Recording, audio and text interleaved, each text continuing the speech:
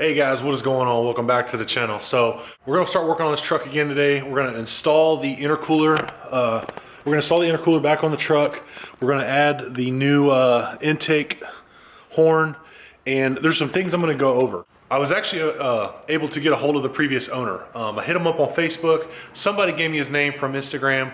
I kind of searched him, looked him up, and then after that, he decided to give me a shout. So he asked me, he's like, what kind of questions do you have? I was like, a lot. So call me if you can, and I'll go over that here later on in the video. But we're kind of stuck right now. He says, he was telling me the size of injectors that he has in there, and if they have the 150% over injectors in there, then we're gonna blow these turbos that we keep ordering. So that may have what happened to the old ones. So what we're gonna do today is we're gonna pull an injector. I'm gonna send him pictures of it and see what he can find out from that. It looks like a stock OEM injector with the markings on it and whatnot, but I'm gonna send him a picture of it just in case, and we'll go from there. We did put a halt on the turbo from Fleece, just tell him, hey, hold it for us right now. We don't know if we're gonna need that one or a bigger one. But what we're gonna do is we're gonna tear into the motor, we're gonna get the injector pulled, I'm gonna take some pictures, I'm gonna send it to him, I'm gonna put it back in, and then we're gonna put the intake side of the motor back together, put the intercooler in, and that way all we're waiting on is the actual turbo itself. So stay tuned, and here we go.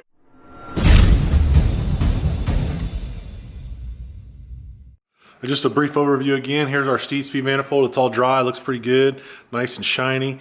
Cleaned up the tubing over there. Intake elbow, the air intake horn, not horn, but the air intake that the filter goes to. We're gonna buy a new filter. Oh yeah, and I wanted to show you guys this as well.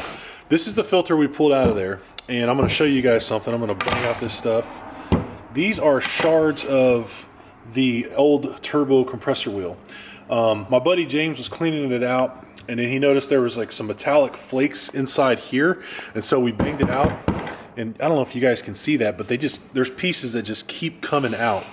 And that's old turbo pieces. So when the turbo blew, obviously it was a catastrophic failure. It went forward and it got into that air intake, or the air filter. So smart thing to do is just buy a new air filter. That way we don't destroy our new one when we get it installed. So that's what we're gonna do. It should be easy once we get the turbo to put everything back together within about an hour and fire the truck up. So that's what we're gonna do. But until then, we're just gonna take out that injector, check out everything else that's going on with it, send the pictures to Zach, get a confirmation of what kind of injector it is, and then order their correct turbo.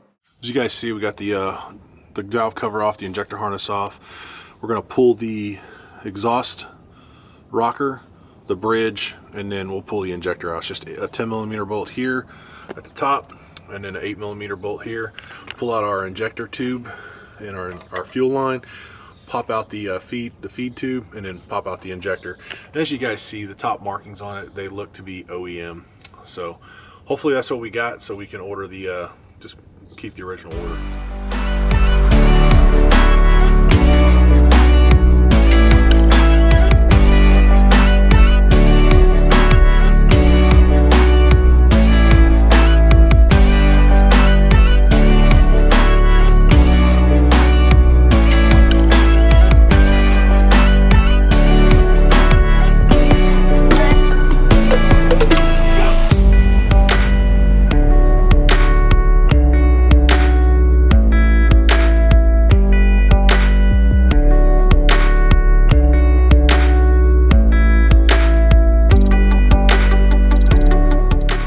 Yeah, here it is. I texted pictures to the original owner, Zach, and see if he can tell me exactly what he thinks of it, and we'll go from there. Like I said earlier, I'm trying to get the app downloaded so I can read what this joker means. There's different types of nomenclature all over it. You got the ISSPRO there, and then you got some numbers here, and what I found online, it appears to be a stock injector, but who knows if it was sent in and modified. So I'm not sure, being that this is black, if that's just from the combustion or if that's just the color of the actual metal. I'm just not 100% sure. So waiting to hear back from him on that, and then we'll go from there.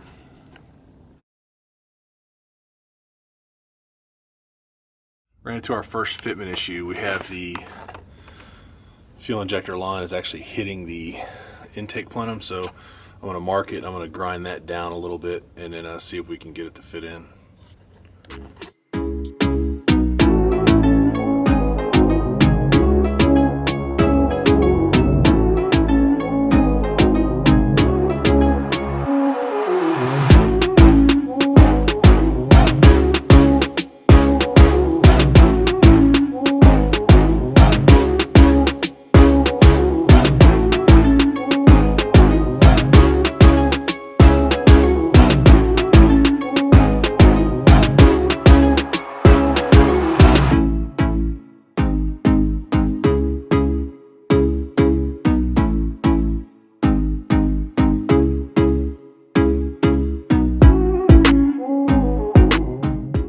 so we got everything, the intake installed. I'm gonna go ahead and set the valve cover on there just to kind of close the top of the motor.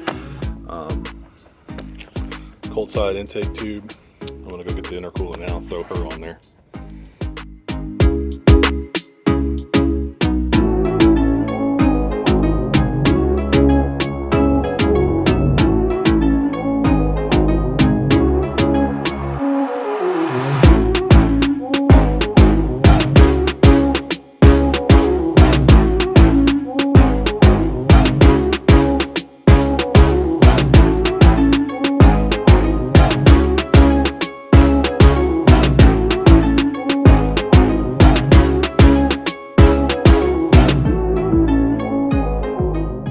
We got the whole intake side put back together with the intercooler on and the boot back together. So we're just doing some odds and ends right now. We're going to be cleaning up this whole PCS intercooler wire or PCS controller wiring. This is a fuse tap for some part of the wire harness inside of this. I'm not exactly sure what it is. It might be the gauges for all I know. And I know this wire right here is a fuse tap. It needs to be a fuse tap for the PCS controller itself. If this isn't getting power, it goes in a limp mode, and that may be what the previous the previous owner was dealing with. So this comes out of the wire harness here. James took the PCS controller. We're going to mount it on here with some screws and some with a nut and bolt set, not just self-tapping screws. And yeah, just kind of tee up some things a little bit under here.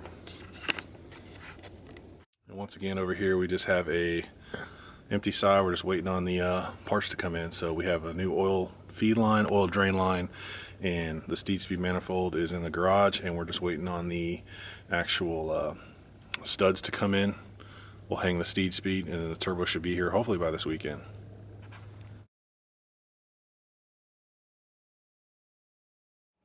Alright guys, so I wanted to sit down with you and tell you a little bit of history about this truck. When we bought this truck, we knew obviously there was a lot of stuff done to it in terms of making high horsepower.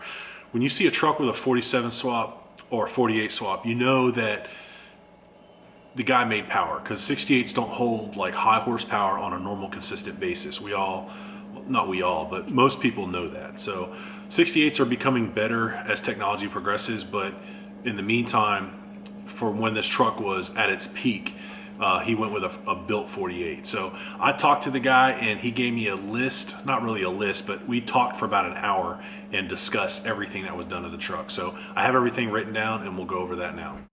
All right, so when we purchased this truck, he told me a little bit of background story and history on the truck. He bought it new when I think had 1,500 miles on it. And it was one of those things where he just wanted to build a awesome race truck, I don't want to use bad words here, that would just smoke anything in the competition. So he did. And we'll start with the basics, right? I have everything written down, so it might be a little bit all over the place, but you'll get the gist of it. First and foremost, it's a 47 swap case with 48 internals. I think the difference he said was there's aluminum friction versus steel frictions. And that's why he went with the 48 internals. It's a Suncoast built transmission. I think it's the competition, the top of the line transmission. He went with that, and it's meant to hold a crap ton of power. The torque converter, he said, was a prototype Suncoast torque converter. It was something he worked with the company, and they kind of worked out a deal and came with this conclusion. The PCS transmission controller that he has on there, he went with that because that worked the best. One thing he did tell me, and one of the questions I asked was, we do not have the park reverse neutral drive lights on the dash when the truck starts up. And the reason being is that it's flashed for a manual transmission. That's why that does not show up. So the truck ECM thinks it's a manual. Obviously it has its own self-controller with the PCS controller making it a standalone computer just for the transmission itself. The traction bars are custom built by him. They're a 250 wall, he says, traction bar set that he built up, and they're pretty stout just by looking at them. It could probably hold the weight of the truck itself, just those two bars. Another thing, when you see the block, it's all red, right? It's got the billet caps that are actually on the side of the block. He says that he did that just to reinforce it, but it has billet rods. There are R&R rods, which are now Wagler. They were bought out by Wagler, but they're billet rods. He told me the pistons, but I cannot exactly remember the the brand, he said they're like a coated piston. So the internals of the block is built. So what did he tell me? There's the crank is also a custom crank when it comes to, I think it's a billet piece as well.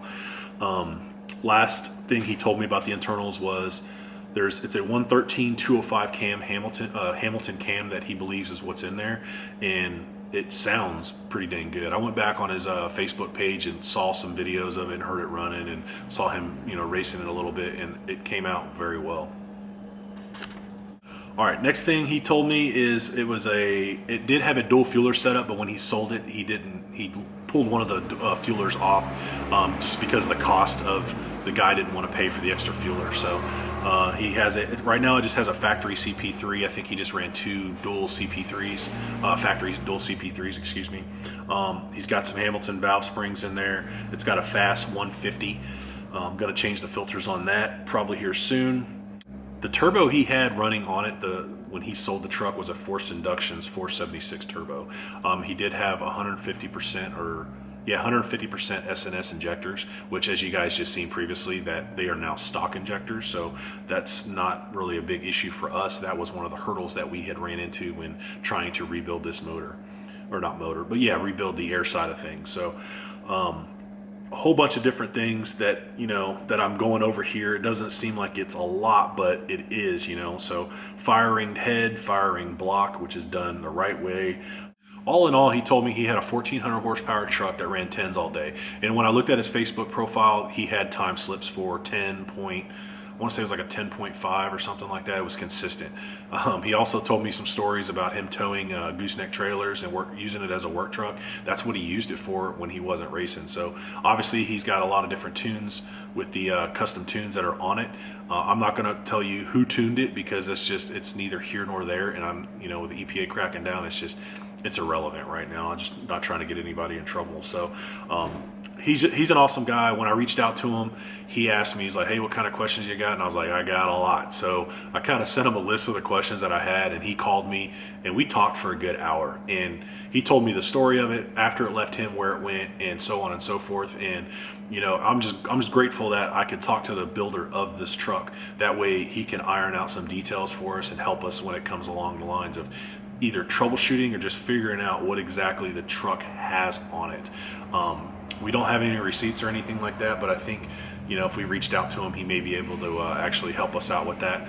But I haven't even asked him for that yet. But just alone, he told me that the transmission and the controller and all that stuff that's swapped in there is just a $15,000 transmission swap. So I believe it by looking under there. It is built, and by the videos that I've seen, it hauls butt. So very lucky to get this truck and hopefully restore it back to to a reliable driving truck. There's no way we're going to put 1400 horsepower back at the wheels with what we're doing. That's just not in our budget for what we're going to build this truck for, and eventually sell it. So if you guys are interested, let me know in the comments. I'll forward your information to James, or hit me up on my DM me in my Instagram, and we can talk details there. We still don't have an idea what we're going to sell it for or really list it for, because we're going to get it running, we're going to get it reliable. I'd like to take it back to the original builder and let him get a once over on it and go from there. That way he can tell us, like, okay, this is right, this is right, this is wrong, and we can fix like some of the minor details that have arisen when it came up to building this truck. So I'm just glad he's in contact with us and able to help us out. So like you guys seen in the previously in the video, like pull the injector just to figure out if it was a stock injector or a 150% over SNS injector. And he did this so long ago that the designs have changed. Maybe the markings on the injector itself has changed. So we were just wanting to verify that before we went any further with the turbo upgrade and ordering all that. So very grateful once again. All right, guys, I'm sure a lot of you guys noticed the hoodie here, the lifted hoodie that I got over on Ryan Mayer's website. So just like I'm going to ask you guys, all my fellow YouTuber friends, I guess you could say, I always try to leave a comment, and I always subscribe and turn on the notification bell. So if you guys could do that for me, that'd be greatly appreciated. You guys are freaking awesome. Like I tell you every video, I appreciate all your support. We're nearing 1,000 subscribers, and I think the next time we do another upload, it will be a start of that dually. So that turbo should be here probably by this weekend sometime. We'll get it thrown in, and then we'll do the first start on that truck and make sure everything looks good. So once again, appreciate each and every single one of you guys. Until then, we'll see you on the next upload. Have a good one.